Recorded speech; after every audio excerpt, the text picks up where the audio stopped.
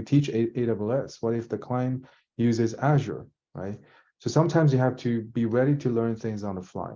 You know, if the bootcamp doesn't cover time series forecasting, but we do have time series forecasting material, or recorded material and exercises that you can go through to get prepared for the projects. That's because we have worked on 7 or 8 supply chain AI projects. So we're pretty experienced in time series forecasting, how it works in practice. And these are the materials that we can use to train the students and get them ready for projects, right? But it's never going to be perfect. Sometimes we don't have the material, and they have to sort of be ready to do self-learning as well. But there will be an onboarding training phase where you actually work with the project managers. And then you get onboarded into the projects. You'll be meeting with the client. And a lot of times you'll be starting, you'll be joining a project that's starting from scratch. And then you'll be able to learn how the business requirements work, and also help, scope out the projects. And you'll be doing research as well, of course. And then you'll be, getting ready for accessing the client's cloud infrastructure. And some of the clients might actually send you laptops. It doesn't happen very often. Most of the time, you'll need to get VPN, sign NDA, and then join the project, okay? And then we're starting to hit those milestones, right? We manage projects using Kanban board. So on a weekly basis, we have to do reviews and planning, and it will be interacting with the project team over Slack. A lot of times the clients will be on Slack, but sometimes they would prefer their own communication tools. But then we'll be starting to deliver the projects and learn a lot throughout this process. And then you'll be doing final project presentation. But it really depends on when you're going to get a job, because you're not just going to work on these projects. Some students will want to dedicate all of their time to the project and then start job search. But in parallel, you're probably working with your mentor, getting your resume ready, right? Starting to apply for jobs and test water until you have more time and you can focus on job search. So you might actually get a job before you even finish the project. But the project experience goes on onto your resume as soon as you start the project, so that you will start to have a competitive advantage in the job market.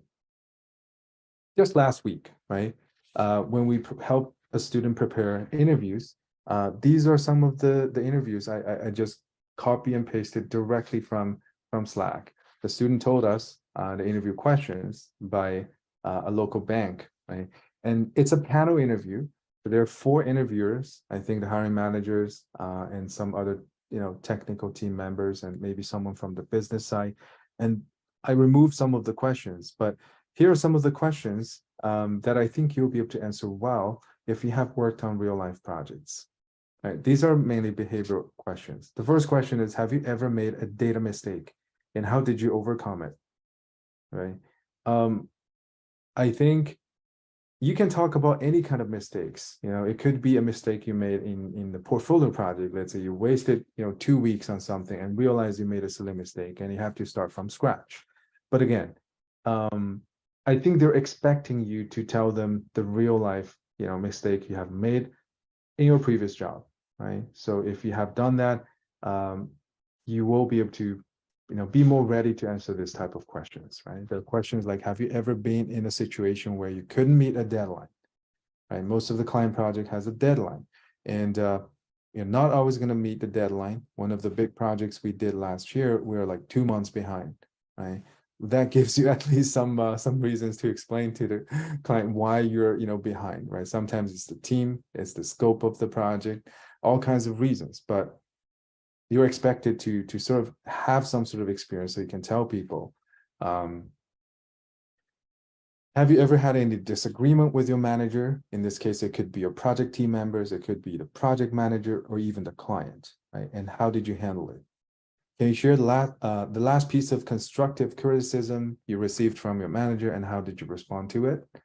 We do give feedback to the students on a weekly basis, right? And can you tell me a project that you had to use AWS, and how did you use it? So these are the real interview questions. And it was actually a very short 30-minute interview. That was the second round. And then the third round will basically be a more technical round, or take-home assignment. Okay. All right, let's move on to the last piece, which is the career program.